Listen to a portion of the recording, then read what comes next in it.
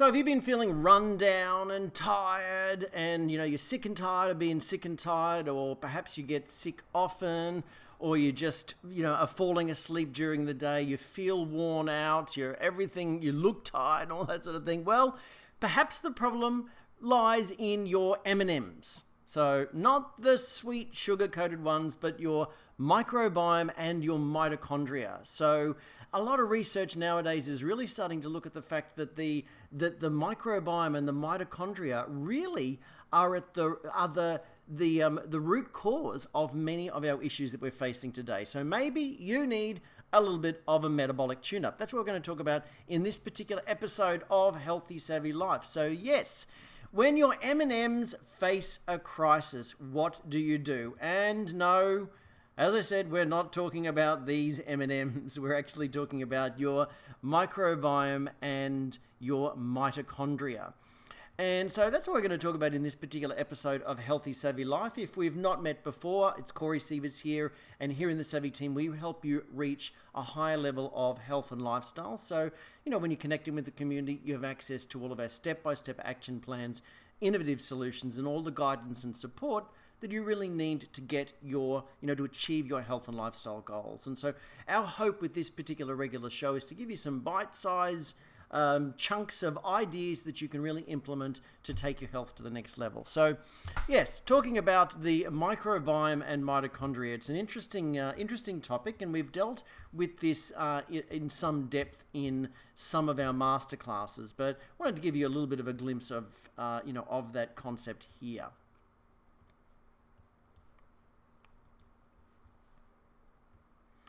So, let us know. Look, if you have any questions, do let us know. Chat with us during this session. If you're coming on live, do give me a wave as well, so I know that you're here. But we are talking about the mitochondria and the microbiome. Now, this, I don't want to get you all, I don't want to sort of complicate things for you, but it's, this can be, let me just find out where we're going here. So, it doesn't, health and wellness, we believe that health and wellness does not need to be complicated. If you do a few simple things over a consistent period of time, you reach that higher level of health and lifestyle. But the thing is, what people often say, yeah, but why? But why do I need to do that? And I don't understand. And that's the purpose of educational sessions such as this. So just think about this. Imagine there was a way that you could tune up your metabolism, increase your energy levels, be able to think more clearly, feel less achy throughout the body. Imagine that you could prevent diabetes, prevent heart disease, prevent Parkinson's disease, prevent Alzheimer's and dementia. What if you could heal fibromyalgia, chronic fatigue? What if you could actually attack the root cause of aging and delay the whole process of aging? Well, that's what we're talking about here. In the past few years, research has really uncovered the foundational importance of the mitochondria, the inner powerhouses of your cells, and the microbiome. So the microbiome being the gut bacterial, in the colony of gut bacteria inside you and on you for that matter. And so I've got sort of news for you here that it is possible to give yourself a metabolic makeover, but we've got to look after these M&Ms. And it turns out that the M&Ms are a bit of a sisterhood.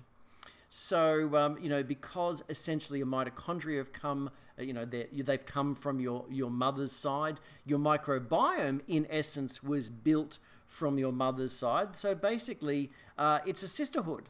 So we're talking about, and we know how sisters and women communicate and can gossip together and text message and communicate, very social. So the microbiome and the mitochondria, they're very social. They're a very social sisterhood, and they like to talk to each other. So in other words, everything that you eat, whether it be good or bad, the sisterhood there in the mitochondria, in the microbiome, is sending some social media updates to the mitochondria, saying, oh, this is what's going on around here, and here's what you got to do, and here's how you've got to adapt. So that's what's really going on. And so, many people think, okay, come on, what can mitochondrial damage and dysfunction and an imbalance in the microbiome really do? Well, have you been forgetful? Foggy thinking? Do you say a lot? Do you end up walking to the fridge and forgetting what you were even going for there? This can all be actually a sign of mitochondrial damage from your lifestyle. And yes, of course, if you don't deal with it, then it progresses to more neurodegenerative disorders. Have you experienced cravings? Well, not just your basic emotional need and a bit of a craving there, but real biological cravings. These are a sign that your brain is crying out for energy, and not energy in terms of more sugar and all that sort of thing, but the real energy, nutrition. It's crying out for nutrition. What about inability to focus? When you sit down to read something, do you get distracted? Do you sort of fly off and go, I can't remember what I'm doing? Wandering thoughts, trouble completing tasks, trouble focusing on deadlines, shifting from one topic to another and being easily distracted. These are all potential signs that mitochondrial damage is actually beginning to affect your brain. Now, I don't want to scare you, but the point is that these are symptoms that are like warning lights that go off on the dashboard that say you need a bit of a metabolic makeover. Low energy levels. So are you tired all the time? Do you have predictable energy slumps at the same time every day? Do you find yourself moving slower than you'd like? Maybe you feel like you're trapped in quicksand and you're just tired and feel hungover all the time. These are all symptoms of the same thing. Here's an interesting one. Moodiness and anger. What about moodiness and anger? Most people don't realize that their mood swings and uncontrollable anger can be a direct result of weakness in the brain and, again, either a mitochondrial dysfunction or even a dysfunction in the microbiome because of the gut-brain connection. So it's time to stop blaming your willpower as such and start realizing that it's your, this inner sisterhood that's controlling you. And it's time to start giving the sisterhood what it wants so that it's not so nasty on your system. All right, so let's just talk a little bit about these, again, the mitochondria and what they really are. And so the mitochondria, they're the tiny factories inside your cell. And, the more metabolically active an organ is, like your heart and your brain and everything, the muscles, the more mitochondria there is. So mitochondria, I guess simply put, mitochondria is where the metabolism internally happens. And so the role of your metabolism is to take the oxygen you breathe and the food you eat and process it in through a fairly complicated biological process, turn it into energy. So if you're eating and you're feeling low in energy and everything, then there's some sort of dysfunction in this process of creating energy. It's believed that we actually emit more particles of as many, actually produced in our mitochondria, and we emit as much as our body weight in energy particles every day. And yet we say we don't feel any energy. I don't feel any energy. This is again, the mitochondria are bogged down with the junk, whether it be junk food or not enough nutrition, toxin exposure, all of these sorts of things. So fatigue, brain fog, frequent illness, these are all warning signs of your mitochondria not functioning at their best. So instead of being a hypochondriac, we're not saying you should be all worried about all of your illnesses and all that sort of thing. Instead of being a hypochondriac, it's time to be a mitochondriac. Really understand what your daily lifestyle choices, the nutrition that you take, the chemicals that you're exposed to, what are they doing to your mitochondria? So some of the early research into the mitochondria and the ability to boost metabolism and change energy, scientist Bruce Ames, he actually spent more than a decade looking at how we can give ourselves a metabolic tune-up. So in a series of studies, he gave tired old rats, so It's the year of the rat this year, and I was born in the year of the rat, so... But I don't feel like a tired old rat, but if you feel like a tired old rat, maybe this might give you some hope. But he gave tired old rats who wouldn't get on the treadmill anymore, okay? They'd just given up on any of that running around in circles business. They couldn't even be bothered finding the cheese in a maze anymore. They wouldn't swim. What he did is he gave them nutrition. He boosted up their nutrient levels, in particular antioxidants, to protect against mitochondrial damage, and it made their mitochondria run better. So that's the, we say that wellness, disease prevention, anti-aging, giving your mitochondria a boost could be as easy as 1, 2, 3. Decrease toxin exposure, increase nutrition, optimize the systems of the body, and maybe do a detox, optimize the detox pathways. So essentially, he did just step 2. Not all of them, but just step 2. And they were doing, they were changed rats in 1 month. In 1 month on this research, the rats began acting younger. They got on the treadmill. They swam distances without tiring. They could find the cheese in the maze. They actually, before they were confused and unable to find it, they could find the cheese. They were acting like younger, healthier rats. So what happened? The only thing that happened is that nutrition in their life was increased. Okay? This is why it is just nuts for anybody with, any expertise to say all you need is a balanced diet.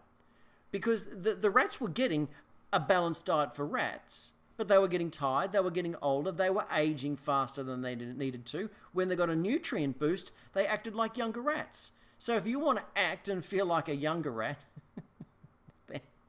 you might need a nutrient boost. It's really as simple as that. And look, it isn't necessarily related to age. I was feeling like a tired old rat at 25, suffering from adrenal burnout and exhaustion and almost verging on chronic fatigue and, just frequent inability to sort of focus because of blood sugar problems and all this sort of thing. So I guess I was a tired old rat at 25. So it's not age.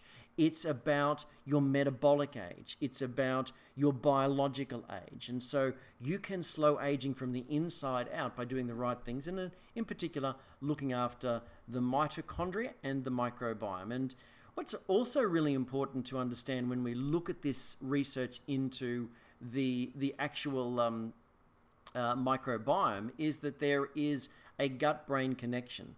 So mood swings, depressive disorders, brain fog, all of these sorts of things have actually been linked to a poor biodiversity and an unhealthy mix of bacteria in your colon because of the gut-brain axis, the actual connection between the gut and the brain. So it's really, really important for you to start thinking about your microbiome and the bacterial, looking after that sisterhood, looking after the community of bacteria.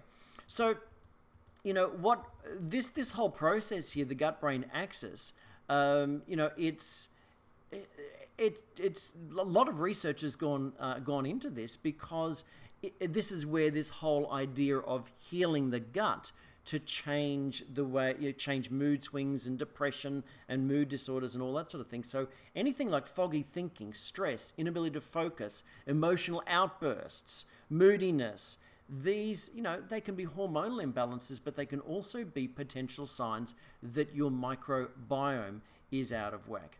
And, that's not something to be too disturbed about, because we like to think of it like this, that symptoms are not enemies to be destroyed, but sacred messengers who encourage us to take better care of ourselves. Such a good statement there. All right, so how do we actually do a bit of a tune-up? How do we give yourself a little bit of a metabolic makeover? Look after these poor M&Ms here. Well, some of the things that to make the most of your mitochondria, in essence, our fundamental wellness philosophy of 1, 2, 3. Wellness, easy as 1, 2, 3. Decrease toxin exposure from as many sources as you can. Increase nutrition by eating savvy, by focusing on a whole food diet, nutrient density, foods that are also high in nutrition, low in toxicity. we also encourage you to supplement, because just like the tired old rats got healthier just by supplementing, it just makes logical sense. And the third one is to sort of tackle some health projects to really look at optimizing the systems of the body, like your microbiome and mitochondria. Sometimes one of the best things to do to help both the microbiome and the mitochondria is to periodically do a detox, to actually sort of cleanse out the system. So 1, 2, 3 is focusing on our 1, 2, 3 will really help the M&Ms. But first of all, we've got to address some of the underlying. Number one would be address some of the underlying culprits of mitochondrial damage. And so minimizing the intake of processed foods, junk foods, empty calories, artificial sweeteners, all of these chemicals. The toxins affect the mitochondria. These poor little mitochondria are very sensitive to damage, as are the bacteria in your microbiome. But they can bounce back very quickly as well. So it doesn't take long for them to bounce back. Some of the big culprits: grains, gluten, sugar, and vegetable oils. So they really clog up both the mitochondria and the microbiome. So if you've been on any of our classes, master classes, other events that we've done, you've probably heard, especially if it's been around the Eat Savvy approach, you've heard us say, what's the big three, the Pareto principle big three that you could make a change in? So that's the 20%, just the 20% of activities and changes that could produce 80% of results. And we've said, cut out the sugar, get rid of the grains, and get rid of all the commercial seed oils. If you did that, basically that's all the processed foods, but also not, don't get rid of processed foods and then make your own stuff with sugar and flour and margarine and all that sort of thing. That would be swapping for one thing for the same thing again. But making those three changes can make a huge difference in your health and life. So number 2 would be to detoxify, to actually support the detoxification systems to get rid of the internal sludge that's accumulated over the years. So Eat Savvy helps you do that, but so does doing a detox, and so does doing regular saunaing, and exercise helps with that too. So there are a number of different principles that can really help you to detox. But focusing on detoxification, optimizing your body's detox pathways, this can help to reduce mitochondrial damage. Number 3 would be to actually address inflammation in the body. So chronic smoldering inflammation can destroy your internal mechanisms, your internal organs. They can lead to rapid aging, and in essence, undealt with rampant systemic inflammation is believed to be really the root cause of much disease today. But the thing we have to think of is, okay, that might be the driver, but what's the root cause of the inflammation? And that's where it comes back to, again, these food choices, exposure to chemicals, all that sort of thing. So address the inflammation. Number 4 would be to balance your hormones. And so resetting your metabolism, this, like for example, your insulin levels, how much sugar you eat, that will all help as well. When we're talking about hormones here, we're not necessarily just meaning progesterone and estrogen and testosterone, that sort of thing. But we're also talking about, your metabolic hormones. Are you insulin sensitive? Are you incorporating periods of perhaps fasting into your life to maximize growth hormone and to increase insulin resistance, these sorts of things, and really ramp up some of the autophagy in your body, the body's self-cleaning nature. So all of these sorts of things are really important. So anyway, that was balancing up your body's metabolic hormones. And then, some specific ways to actually give your mitochondria a bit of a boost and protect them. Exercise actually helps. Foods that are rich in antioxidants, definitely, that helps. Omega-3, so other energy-boosting nutrients and herbs, whether it be coenzyme Q10, omega-3, these sorts of foods, nutrient-dense foods really help as well. So then when we think about the microbiome, probiotics, prebiotics, some of the less grains, but some of the starchier food. So resistant starch type foods. So many people, when they followed us, see that we don't suggest that you eat too many bananas, and then they see we might make green banana pancakes and go, well, what's the difference? I thought you didn't recommend bananas. Well, when the bananas are green, for example, they are starchy. They're actually full of resistant starch. And so that starch, a lot of it passes through you and feeds your gut microbiome. So the resistant starch is actually a food for your gut bugs, not for you. So it's less digestible by you. So of course, if you have gut dysbiosis and a buildup of really bad bacteria, and you've got more SIBO, small intestinal bacterial overgrowth, there are some other tactics that need to be tackled first. But we're talking here about how to really give your microbiome, the bacteria in your large intestine, and all throughout really, but mostly down in your large intestine and even growing on you and your mitochondria, a bit of a boost. So one of the primary things that you'll want to do is actually get rid of your kryptonite foods. Now, obviously, when you think about Superman, from he had one weakness, and that was the kryptonite. He was strong apart from exposure to kryptonite. Now, many people are struggling to get on top of their health because they just haven't eliminated their kryptonite. Now, and so they feel tired, they feel worn out, they feel bloated, they just don't feel well. Aches and pains and everything, inflammation, because they have eliminated their kryptonite. So what are some of the most kryptonite, the kryptonite foods for most people?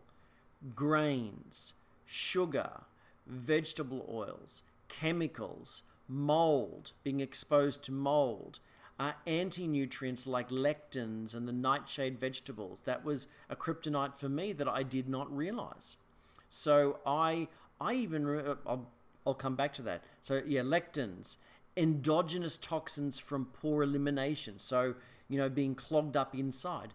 Exogenous toxins. So being, not being careful with what you put on your skin, not changing to safer personal care, being exposed to environmental pollution, that sort of thing. Free radicals. So oxidative stress and free radicals can also internally produce problems for you, and chronic stress hormones. These are all, really kryptonite for many people. So it's a good strategic bet if we were to, it's important to eliminate our own personal kryptonite thing if you know what it is. So if you know you're allergic, don't ever to a food or intolerant to a food, just stay clear of it. But that list that I just gave you, that's a good strategic bet. If everybody eliminated that, they'd be better off. Their mitochondria and their microbiome would be starting to be able to recover.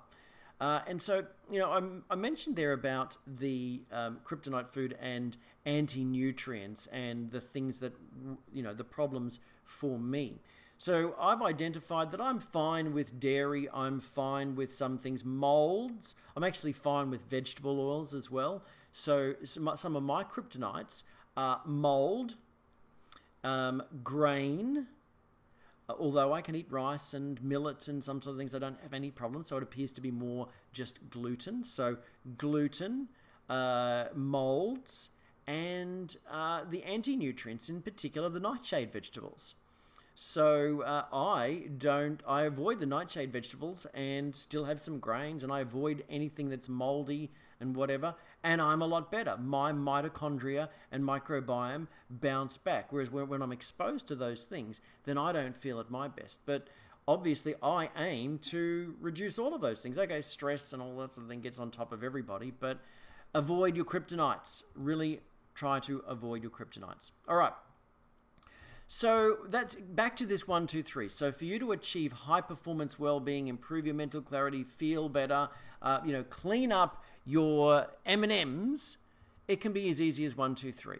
Decrease your toxin exposure, increase nutrition, and optimize the detox pathways and body systems, just like that.